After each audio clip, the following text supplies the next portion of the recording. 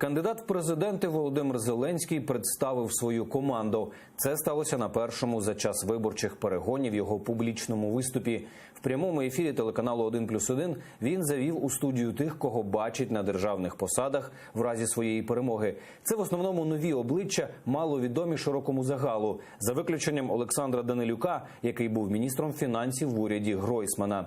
В команді Зеленського він займатиметься міжнародними відносинами та економікою. Ще одним не зовсім новим політиком може стати Іван Апаршин. Він пропрацював в Міністерстві оборони при президентах Ющенкові та Януковичу. Тепер же може зайняти в оборонному відомстві найвищий пост. Дмитро Разумков, керівник виборчої кампанії Зеленського, в разі перемоги кандидата займеться внутрішньою політикою держави. Це експерти, це моя команда.